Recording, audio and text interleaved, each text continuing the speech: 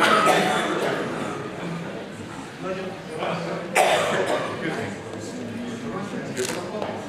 evening, everybody. All right. I'm surprised that he doesn't have anything to listen to music with, only his iPod. You don't have a computer with you? No. Okay. All right. We need to figure something out here. Hello, everybody. Welcome. Please welcome our composer this evening, Roberto Sierra. Welcome back. As you know, Roberto is now a dear friend of this orchestra, and we had the privilege a few years ago to premiere his Symphony the Sinfonía Número 4, number 4, which we premiered a few years ago, and we are bringing back because I thought you guys showed such great enthusiasm for the music that it's a piece that we need to, it's our own, it's part of the workhorses of the day, and I think we just need to take it for another spin. So welcome again, Roberto. It's a pleasure to see you. And last time we were talking about, you know, your trip as a composer, as a musician. What instrument do you play? What instrument did you play when you were growing up? My instrument is actually the piano. But as I was saying last night, it wasn't intended for me. As it usually happens, it's bought for somebody else, a sibling, in my case a sister, and it was there catching dust. It was a piece of furniture. A piece of furniture. A very interesting one. Yeah, an expensive one too. That's right. And so I started to look at it and see the keys, and then it really triggered my imagination, and then I decided to teach myself the piano. That tells you how interested I was in music. Meaning what? You just started banging on the piano? I started badly. and started to learn how to read the notes by myself. I mean, if there is a will, there is a way, always. And I played very badly a few pieces, and then my family recognized the interest I had in music, and then that's how it all started. Then I started formal lessons, and then went on to the conservatory. Yeah. Now, how old were you when this started? I was actually older than most people that start music. I was already 14 years of age, which is almost too late for... Yeah, you were too old. But again, I mean, I was really, it came from within, you know, this drive. And the piano is still my instrument, although I don't play professionally. When I learned the repertoire, but I still relish playing the piano at home, and my poor wife has to listen to it. But I do like it. I like, as I said also, I like to have a physical connection with music. Yeah.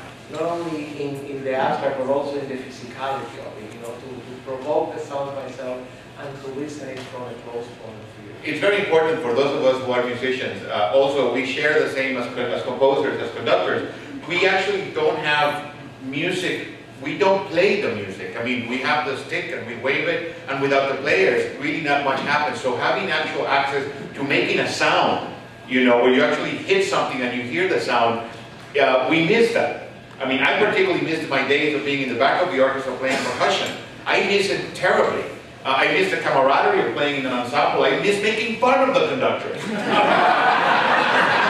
mean, that is so important for any musical growth. And now that you're a conductor, sometimes when you're on your own, I mean, it can be a very lonely profession where you're studying the music and then you're trying to inspire the players. But I totally understand, and composers and conductors, we share that, where we do a lot of the music in the abstract, in our imagination, and we depend on somebody else to create that imagination and bring it to life, correct? Absolutely. And you know, the other interesting thing with the piano playing is that I don't play my own music. I am one of those who don't play my music. So what do you play? I play actually sort of basically either always some Beethoven sonata, and I also do it because I am studying those pieces while I learn. So you are analyzing as you're playing? Yes, and, but from a different vantage point. Instead of just looking dry at the score, I'm playing it. I'm understanding the piece in that way. So it's in a way enjoyment, but it's also an intellectual endeavor. Now, when did composition come about? You went to the conservatory as a piano performance student. When were you interested in composition? How did that come about? I think that ideas about music that was not the music I was learning. Some kind of imaginary music was there. I do remember imagining music, but I just didn't know how to write it down. So as soon as I started to learn the tools actually that not only composers learn, but anybody who studies music seriously and who is going to study music as a profession will study, which is harmony and counterpoint, and that's basically the music this way, which is the togetherness this way. The rules. And then this way. It's a vertical and horizontal dimension. As soon as I started to learn that, then it sort of started to give me the tools to put those things that were in my mind to the paper. Not until then I could really do it. Now, the rules for composing, we almost can say that it was Johannes Bach that set the basic rules about harmony, about major scale, minor scales, how harmonies progress from one to the next, how modulations take place. Those are rules that have been around for about 300, 400 years. I would say that in the 20th century, particularly in the middle part, a lot of those rules started really going out the window. And I can see why, in many cases, audiences in the 20th century, when they heard the word new music, they freaked out. And I don't blame you, because for a while, particularly all the way to the 19th century, a lot of those rules held. Mozart took them to the next level, but they still pretty much maintained that tonality. Beethoven continued, so did Brahms, Mahler, but it was really the arrival of people like Schoenberg and even Debussy and Ravel and composers that started questioning, why do we need to move melodies in opposite directions? I mean, why don't we play parallel? Which, by the way, any first-year harmony student will tell you that parallel octaves and parallel fifths are completely wrong. You avoid them like the plague, you know. But again, in the 20th century, a lot of those rules, Debussy used to sit at the piano and play parallel scales. And said, what's wrong with this? It sounds fantastic. And of course, Schoenberg said, why are we going to play in D major? Why did I use all of the 12 tones in the scale and use all of them? So again, all of those rules were taken out. When you went to the conservatory, I mean, was it basically, did you feel like it was Thunderdome, that there were no rules, or were you basically given some, you know, things to follow at least? I think when I was at a conservatory, it was in Puerto Rico, it was a very traditional schooling, not different from the one from 200 or 300 years ago. So it was basically tonal, harmony, and counterpoint.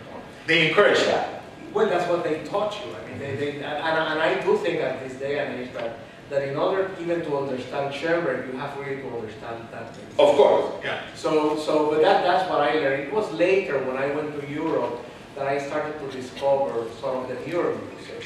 And it's funny that you say it's freak out. I sometimes myself freak out when I hear some pieces that I can just say, I just ask myself, can the composer really enjoy that? Because to me, as a writer of music, as somebody who creates music, you have to be able to sit down and be an audience member as well. Because after all, I mean, I go to the concert there, and I wrote the piece, but I'm listening to it.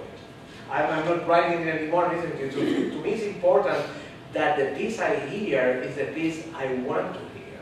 But although you write music, like you said, that people want to hear, and it's very well received by audiences. I want to hear. But you do have, I mean, you do add modernist traits to your music. Absolutely. I mean, your music, I mean, we talked about, you spent time with György Ligeti, who is one of the most avant-garde composers in the latter part of the 20th century, the 50s and 60s, who was really on the verge of almost in a sense of experimenting. Yes. And to this day, his music is still shocking. How was that? He drove the music to the edge of the abyss. I mean, I saw a program that I think did atmospheres, right? Yes, it's one of my favorite pieces. And that's a piece that has no chords, basically, it's clusters. But what I was going to say, look at this building, for example. This building was made by a modern architect who is drawing on tradition. There is a tradition, first of all, is the Musikverein. There is the secession movement in Vienna, which has inspired all of these details that you see. Plus, there is something very Egyptian about it. Yes. Yes. So all of that comes together, but in a modern way. So it's a modern building. It's not the Musikverein in Vienna. It's not a secessionist movement from the turn of the century. But it is inspired by it. It's inspired by it, and it carries that tradition, and yet it's a modern building. So in a similar way, I think one can talk that a lot of composers do that. They incorporate the newer trends. I mean, the secessionist movement was the movement in architecture at the time of Schermerhorn. It was a secession from the traditions. So I think, I mean, yes, I do have, they're both things in mind in the works you're going to be here tonight that Giancarlo is doing. There's something that relates to the tradition, but then there's something also very modern. And Ligeti, as we said, is one of these avant-garde composers, but yet he encouraged you to write the way that you wanted to write. He never intended for you to write like him. The only thing he wanted is for us, I mean the people who work with him, to not to do what he was doing, because that was his stuff. And you know, there is a term that the Germans use called epigones. I think it does exist in English, which means just imitators. So if you start to write like your teacher, then you're just going to be an imitator. And my music has very little of what my teacher used to do. But what was inspiring to me was not the particulars of what he would write, but more the sense of elegance, high technique, you know, and creativity. I mean, it's absolutely creative. Now, tonight we're playing two pieces by Roberto. We're opening with Fandangos, which was written in the year 2000 and premiered by the Nashville Symphony Orchestra and Leonard Slatkin, a great friend of this orchestra. And we're closing the program with the Sinfonía No. 4, which we commissioned and we premiered in 2009. I have to tell you how my relationship with Roberto came about. It was actually quite interesting. I was music director of the Eugene Symphony in Oregon around 2002, 2003, and I used to fly into Portland and then drive from Portland to Eugene 2.5 hours, and I would always listen to the classical music radio station. I'm sorry, I'm a geek. I listen to classical music. And you know, whenever I didn't bring my CDs, I always like to hear the classical music station. And I remember I was getting close to Eugene, and I turned on the radio. I was kind of flipping through between the heavy metal and the classical music. And I remember hearing this piece, and I'm driving the car, and I'm being fascinated by it. Wow, this great piece. And I started playing this game with myself. And I said, okay, it's not Bartok, it's not Stravinsky, definitely not Beethoven. So I started kind of making a list of like, who could this be? Because it was very exciting, and the piece just kept driving and driving. And I get to my apartment in Eugene, and the piece is not over. So I just said, I gotta wait. I mean, I gotta find out who this is. So the piece comes to a great ending. The audience goes nuts, and I say, wow, it's a live recording. So the announcer comes out and says, that was the National Symphony Orchestra with Leonard Slatkin. I'm like, I don't care. What's the name of the piece? And the announcer kept going on about the piece and when it was played, and I'm like, just get to the composer. And finally they said, Roberto Sierra, Fandangos, which is the piece that you're going to hear tonight. So I said, oh, Roberto Sierra, I've heard of that guy. So I went to my apartment. This was the days, of course, when we still had dial-up internet. So I go in, it takes a million years for the thing to load up. And I look up robertosierra.com. There is such a page. Yes. And I look up and I see there is one page that says, contact the composer. So I sent him an email. I said, my name is Giancarlo Guerrero. I am a conductor. I just heard your piece. I'm fascinated by it. I would like to get some more of your music. I would like to explore more. Disclaimer. Don't ever encourage a composer to send you stuff.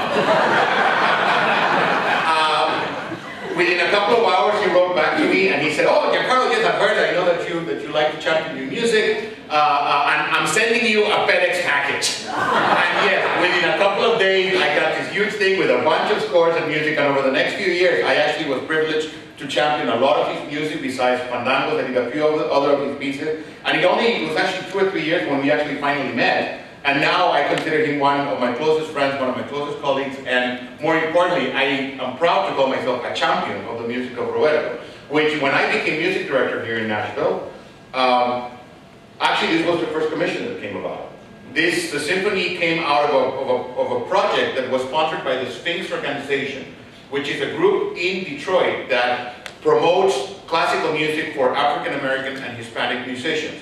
And they had always had a competition for cellists and violinists and pianists, but they had extended it to include composers as well. They wanted to make commissions from either African American or Hispanic.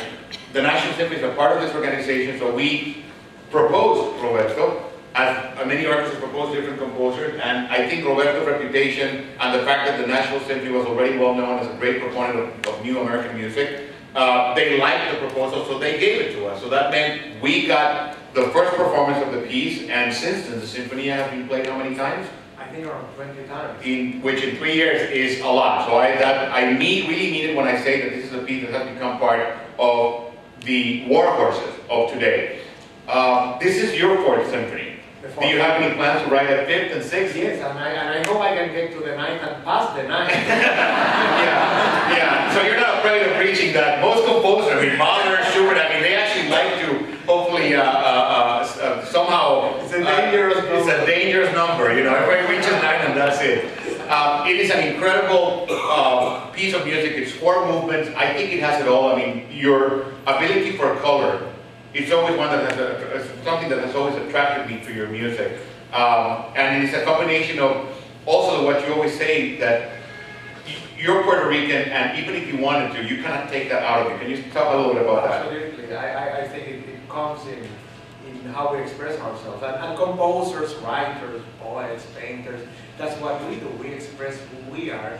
And by that, I really mean the experiences, our life experiences. So, although now I have been in this country for more than 20 years, but I grew up, you know, seeing the sunshine of Puerto Rico, looking at palm trees, the breeze, the ocean, the blue skies, the clouds. So all of that is here. It's here in a way now in the realm of the imagination. And I think all of that is translated into the work, and you know the sense of color is something that is very important for, I think, for all Latin American artists. I mean, that's something that I think is shared throughout Central, Southern America, and the Caribbean. It's a different sense of the coloring and the sensations of color. So I think even if I would say no, my music is so abstract that has a relationship, that wouldn't be true. I think at the end it does relate to those sensorial experiences. Yeah. Well, and also, I think it's so apt that you talked about traditions and buildings, for example, that although they're modern, they still are based on tradition. Your symphony has 4 movements. That's right. Which is, I guess, the rules that were established back in Haydn's time, in Mozart's time, that symphonies were supposed to have 4 movements. A fast movement, a slow movement, a scherzo or minuet of some sort, finishing with a fast, exciting moment. You cannot follow that. You only switch the scherzo. You do the second movement being the scherzo which Mahler did, which Beethoven did. And also in the scherzo there is slow music, and then in the slow music there is fast music. Correct. So they're twisted there. So you are following the rules. Absolutely, yeah. On purpose. If I call it a symphony, let it be a symphony. I don't want to call it a symphony and do something that is not related to the symphonic form. But because I do believe, you see, that's something that I spoke about before.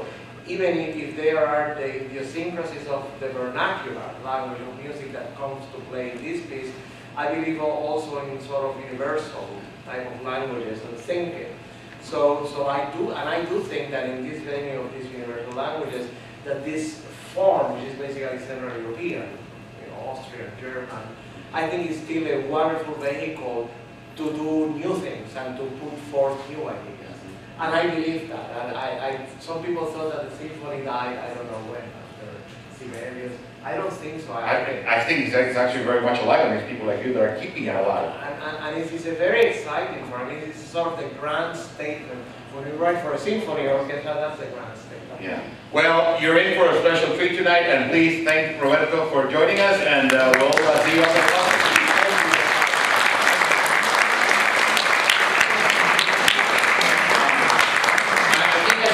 Also that tonight, his Fandangos and the symphony, we're actually recording it.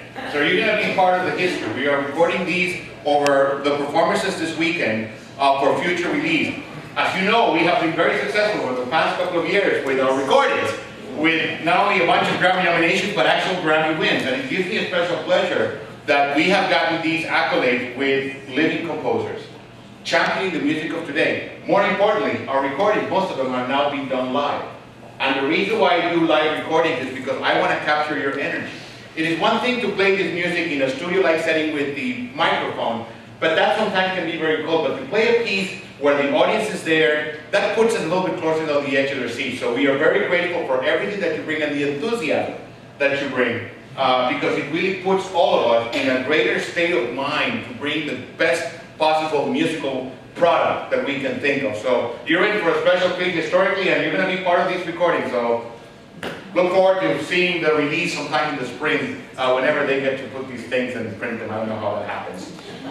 The reason why I paired Roberto Sierra with the Brahms Violin Concerto is one that has to do with, again, the championing of new music. When you talk about Johannes Brahms, unavoidably, you have to talk about perhaps his best friend, Joseph Joachim, who was one of the greatest violinists that has ever lived, and who had an incredible time during his lifetime, during the 19th century, where he lived in historical times and had access to some of the most important artists ever.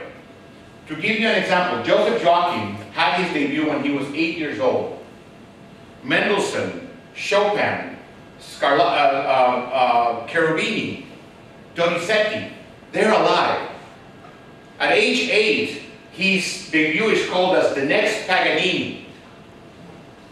He made his debut in London, playing the Beethoven Violin Concerto, which was still rather new, with Mendelssohn conducting. Joseph Joachim, besides being an incredible violinist, was a great teacher, a fabulous conductor apparently, a very fine composer, and leader of the very famous Joachim String Quartet, which was probably the best quartet of the time. His friendship with Brahms basically came about because Robert Schumann and Clara Schumann, and all four of them were basically against the new music that was being represented by Richard Wagner and Liszt. By the way, Joachim served as concertmaster for Liszt in Weimar and played the premiere of Lohengrin. Oh, yes, is correct. And one letter he wrote to Liszt, basically severing their relationship and saying, you have turned your back on tradition.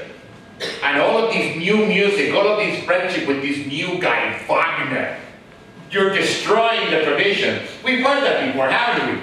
You can use that same sentence in the 20th century, Schoenberg talking to Mahler or vice versa.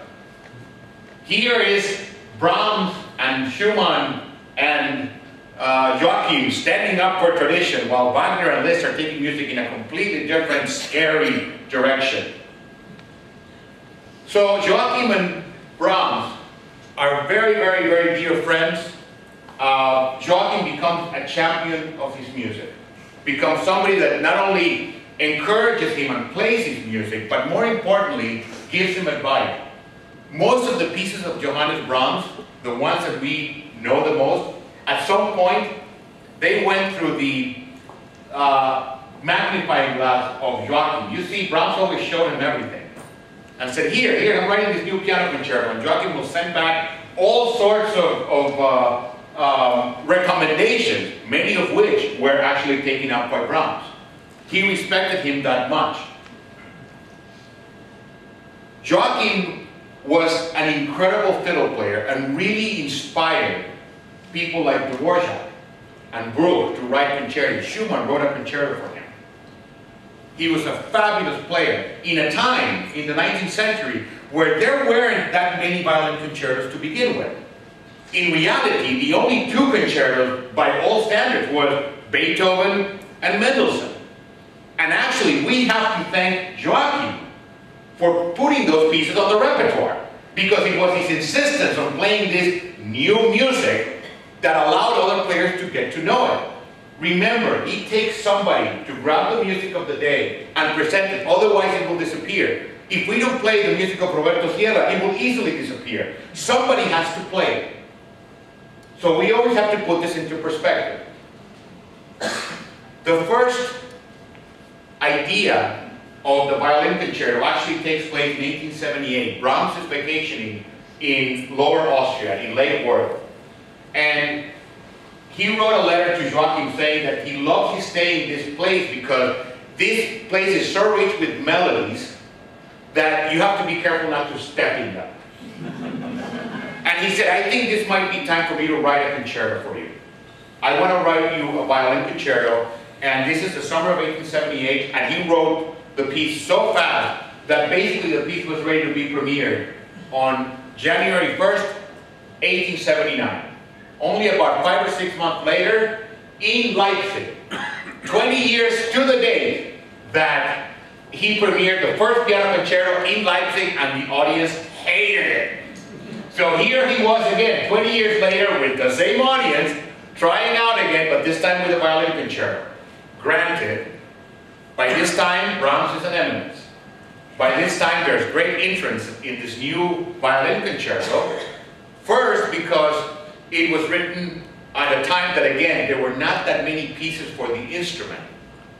Plus, you had this you had this composer Brahms that already was very well respected, with Joachim, who was at the height of his career. Joachim also liked to help Brahms, and before the first rehearsal with the Leipzig Gewandhaus Orchestra, they actually had a little run-through with the Berlin Conservatory Orchestra, which was a great idea, just to kind of work the first before putting it in front of the professionals. Let's do it with the students. So those types of things were very helpful to Brahms to hopefully get the piece right. Here's the program for that premiere. And this is Joachim's idea, by the way. Let's open with the Beethoven Violin Concerto. Then Joachim said, then I'm going to play one of the Bach sonatas unaccompanied by myself. Then we'll do one of my overtures. And you know what? Let's close with your new piece. That was the program. Joachim playing the Beethoven, followed by him playing the Sonata in C by Bach, unaccompanied, an overture of Joachim, closing with the world premiere of the Brahms Violin Concerto. I guess there was no American Idol to go to that evening, so the concert would go on for a while. Brahms, of course, was not very convinced about going against the Beethoven. He said, you know, Beethoven and Brahms, you know, I really don't think it's a good idea to put my new piece with the Beethoven, you know, those shoes might be too big to fill. His argument was that both pieces are in D major. It's too much D major. People don't want to hear D major. Of course, there was much more than that. You would be surprised how close these pieces are in their structure. Whether consciously or unconsciously, or subconsciously, Brahms, in a way, almost modeled the piece. To give you some examples, again, they're both in D major, the same key. Both pieces begin with a long, extended orchestra introduction. Both pieces have the violinist, when they come in, play almost a cadential-like moment where they basically are on their own, very difficult, just showcasing their abilities. The first movement of both concertos are the longest, almost as long as both of the other movements combined. So there are many things that are very relatable within these two pieces that, again, one can wonder whether Brahms had the Beethoven in his mind when he wrote this. Something else that was very common, and this is again 1879, the cadenzas were not written. You see, back then, soloists, when playing a concerto, were supposed to improvise. Mozart never wrote a cadenza. Beethoven actually, he never did, but later in his life, he actually wrote cadenzas for all his piano concertos. But when you got to the cadenza at the end of the first movement, that was your moment where they put a big fermata and they would have the soloist, okay, showcase your improvisational ability. In the 19th century, classical musicians were expected to be incredible improvisers. Nowadays, that is almost a lost art form. Mostly we think of people who improvise as jazz players or pop musicians. But back then, you were supposed not only to be a great improviser, but almost compose your music as you were playing. So nowadays, when you hear a concerto from the 19th century and all the way back, usually there's somebody else who wrote the cadenza. And in this case, of course, the cadenza for the opening of the premiere was done by Joachim. And I would almost say that on a vast majority, violinists will choose Joachim's cadenza when playing this piece. Tonight, though, you're in for a treat. Mr. Hadelich is playing Kreisler's cadenza. Fritz Kreisler, who picked up the piece in the year 1900. I'll tell you a little bit about that in a second. The performance, unlike the first piano concerto, this one was a hit. It was a subdued hit, but a hit nonetheless.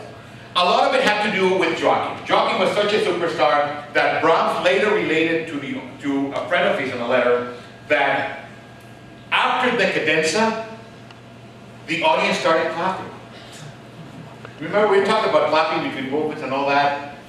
In the middle, at the end of the cadenza, the audience was so blown away by the artistry shown by Joachim that they started clapping, and according to Brahms, they kept clapping all the way until the end of the first movement. They would not shut up. They were so enthusiastic. Brahms relates that the first movement was nicely received. The second movement was politely received. Maybe not so much clapping. The last movement, people again were swept off their feet. A lot of it again because of Joachim, I think. The piece, I think after that, almost fell through. After that, Joachim played it himself only 6 times. And I think a lot of it has to do also that, again, it is such a new art form, the violin concerto, that it was a new thing and it took a while, especially for some of the great violinists of the late 19th century, to start picking it up. Also, there were some people in the Wagner camp who were not very cool about it. Remember, there was this kind of political infighting between composers, new and old. Hans von Bülow, who was married to Liszt's daughter, and later left her, she left him to go with Wagner. It's a different story.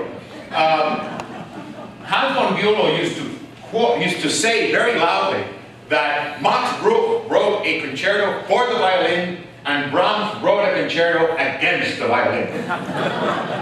Pablo de Sarasate, great Spanish violinist, was not so fond of the piece either because he used to say, you know, it's a good piece, but I actually am kind of bummed out that in the second movement, you know, you're standing there with your violin while the best melody in the piece is being played by the oboe.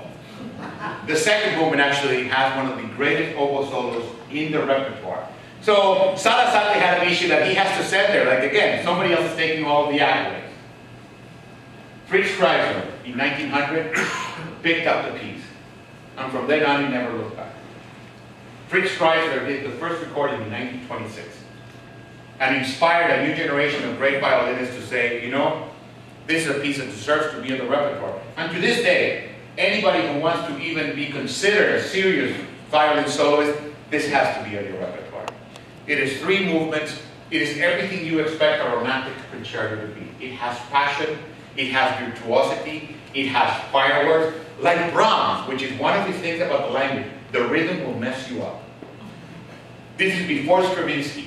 With Brahms, you never know whether you're in 5, or in 2, or in 3. It is such a language that he understood, and he did it in his chamber music, in his piano music. It is beyond amazing, because from a conductor's point of view, I'm always beating the same thing. But the music is always shifting, always moving in different directions. So I really challenged you tonight, as you're hearing it, try to find that first beat. I dare you. I'm going to stop conducting at times and let you figure it out. You're going to have your own worst Waldo moment. It is absolutely amazing, and it's one of the great traits of what makes Brahms unique. His ability to mess up with your mind when it comes to rhythm and phrasing. Phrases that can go on for ages, 20 measures. Of course, you have to have the poor players change bows and breathe, but the music has to be completely timeless.